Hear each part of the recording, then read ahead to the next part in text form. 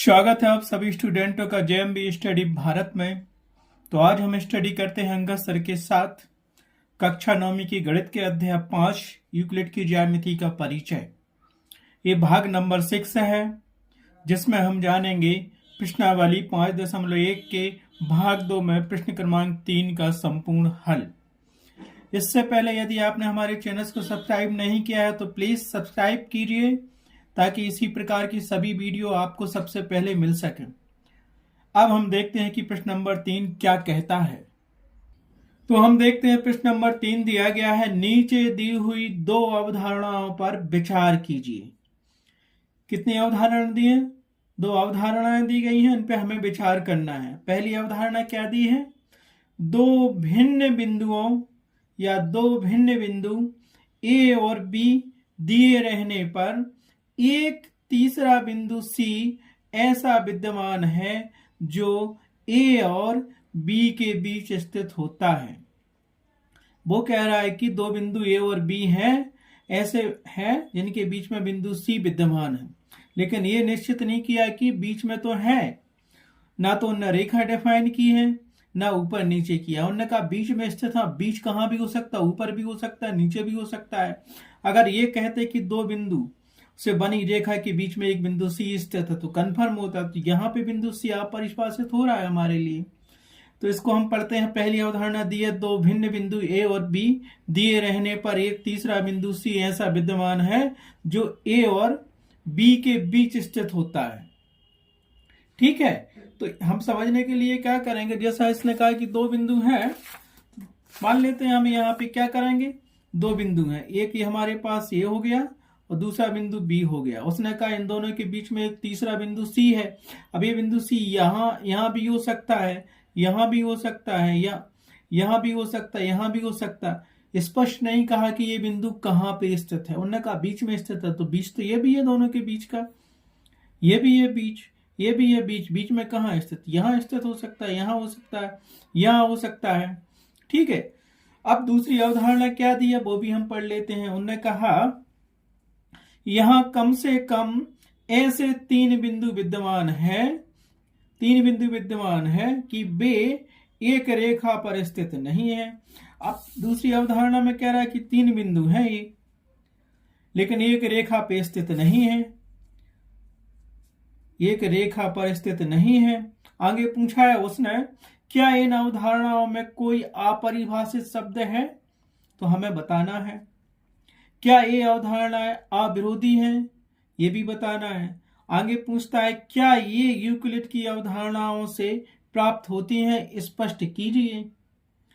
तो पहली बात तो हम यहाँ देखेंगे, हमारे पास पहली अवधारणा में कहा गया है 2 भिन्न बिंदु ए और बी दिए रहने पर एक तीसरा बिंदु सी ऐसा विद्यमान है जो ए और बी के बीच में स्थित है। और यहाँ कहा गया कम से कम ऐसे 3 बिंदु विद्यमान है कि वे एक रेखा पर स्थित नहीं है। ठीक है, तो हम इसका आंसर क्या देंगे, क्योंकि हमें स्पष्ट समझ में आ गया है कि अगर बिंदु ए और बी के बीच में कोई बिंदु सी है, ए बिंदु और बी के बीच में, अब ये बिंदु कहाँ है, बी कहाँ है, नहीं पता। इनने कहा इनके बीच में बिंदु सी है। हो सकता है बिंदु ये यहाँ पे हो और बी यहाँ पे हो, इसके बीच में ये सी होगा। हो सकता है ये यहाँ पे है, बी यहाँ पे है, तो बिंदु सी यहाँ स्थित हो सकता है। स्पष्ट नहीं है कि बिंदु सी कहाँ पे स्थित है एक दूसरे के बीच में। अब ये भी निश्चित नहीं है कि ये और बी कहाँ स्थित है, रेखा पे तो है नहीं है वो बिंदु। ठीक है, दूसरी अवधारणा कह रही है कि 3 ऐसे बिंदु विद्यमान है कि वे एक ही रेखा पर स्थित नहीं है। अब एक ही रेखा पे स्थित नहीं है क्या मतलब हुआ? अब एक यहाँ हो सकता है, एक यहाँ हो सकता है, एक यहाँ हो सकता है, ये भी हो सकता है। एक बिंदु ये दिया है ए, बी बिंदु हमारे पास ये दिया है, सी बिंदु हमारे पास ये दिया है, तो ये निश्चित नहीं है कि ये तीनों बिंदु कहाँ पे स्थित हैं। तो हम क्या लिखेंगे इसके हल में? हम यहाँ लिख सकते हैं हल बराबर। तो पहली अवधारणा, पहली बात तो ये है, इन दोनों में हमें क्या मिला? तो ये क्या मिला, क्या इन अवधारणाओं में कोई अपरिभाषित शब्द है? तो हम कहते हैं हाँ, दी गई दोनों अवधारणाओं में कई अपरिभाषित शब्द हैं। जैसे, तो हमने क्या लिख दिया, दी गई दोनों अवधारणाओं में कई शब्द अपरिभाषित हैं। जैसे क्या? हमें कहा बिंदु सी का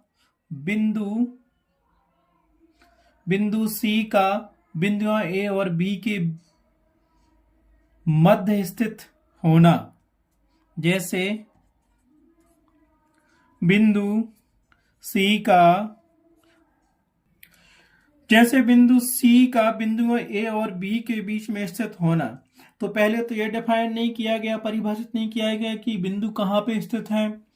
एक लाइन पर ए और बी बिंदु स्थित है या अंतरिक्ष में कहीं बिंदु ए और बी स्थित है, तो ये एक अपरिभाषित शब्द है। हमने एक एग्जाम्पल दे दिया आपको। दूसरा, इसने हमसे पूछा है क्या ये अवधारणाएं अविरोधी है, तो हम लिखेंगे नहीं, क्योंकि ये स्पष्ट इसमें भी नहीं कहा गया सेकंड अवधारणा में क्या यहाँ कम से कम ऐसे 3 बिंदु विद्यमान है कि वे एक रेखा पर स्थित नहीं है। ठीक है, तो हम लिखेंगे दूसरा पॉइंट हमें यहाँ क्या मिल गया, दूसरा पॉइंट हमें यहाँ पे ये मिल गया कि नहीं, ये अभिधारणाएं विरोधी है।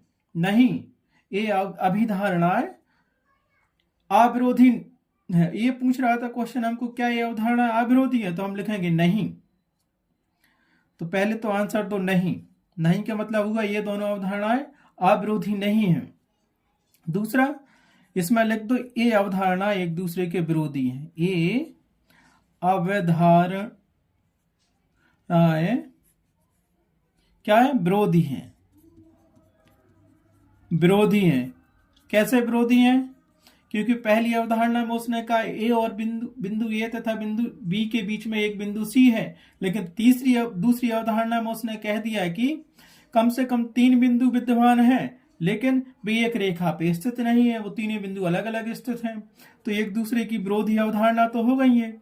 अब तीसरा क्वेश्चन इसी में क्या पूछता है, वो क्या ये यूक्लिड की अवधारणाओं से प्राप्त होती है, स्पष्ट कीजिए।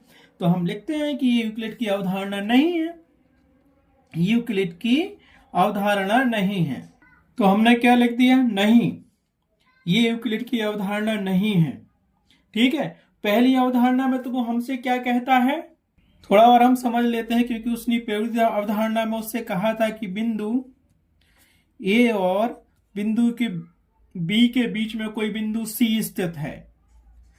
तो यहाँ पे अपरिभाषित यह है कि उसने ये नहीं कहा कि बिंदु ए और बिंदु बी एक रेखा पे स्थित है। ये बिंदु ए और बी कहीं भी अंतरिक्ष में स्थित हो सकते हैं और उन दोनों के बीच में बिंदु सी हो सकता है। तो ये क्या है, एक अपरिभाषित अवधारणा है। और दूसरी अवधारणा में उसने क्या कहा था, 3 बिंदु दिए गए हैं, ए बी सी, बिंदु ए, बिंदु बी और बिंदु सी, ये तीनों क्या है, एक ही रेखा पे स्थित नहीं है। अब हम कैसे डिफाइन करेंगे कि बिंदु ए यहाँ पे, बिंदु बी यहाँ पे है और बिंदु सी यहाँ पे है। ये भी एक अपरिभाषित अवधारणा होती है। ठीक है, तो इसने हमसे क्या पूछा था कि क्या इन अवधारणाओं में कोई अपरिभाषित शब्द है, तो हमने लिख दिया दी गई दोनों अवधारणाओं में कई शब्द अपरिभाषित हैं, जैसे बिंदु सी का बिंदु ए और बी के बीच में स्थित होना। दूसरा, उसने पूछा था क्या ये अवधारणाएं अविरोधी है, अर्थात इसका मतलब हुआ क्या ये दोनों अवधारणा एक दूसरे का विरोध करती हैं, है ना, अब एक दूसरे का विरोध नहीं करती हैं, है ना। तो हम क्या लिखेंगे, नहीं, ये अवधारणा एक दूसरे का विरोध करती हैं, मतलब विरोधी अवधारणा है। तीसरा क्वेश्चन उसने पूछा था क्या ये अवधारणा यूक्लिड ने दी है, तो नहीं, ये यूक्लिड के द्वारा दी गई अवधारणाएं नहीं है। इस प्रकार से प्रश्न नंबर 3 प्रश्नावली 5.1 का कंप्लीट हुआ। नेक्स्ट वीडियो में हम देखेंगे नेक्स्ट प्रश्नों को, प्रश्नावली 5.1 के। So thanks for watching my video.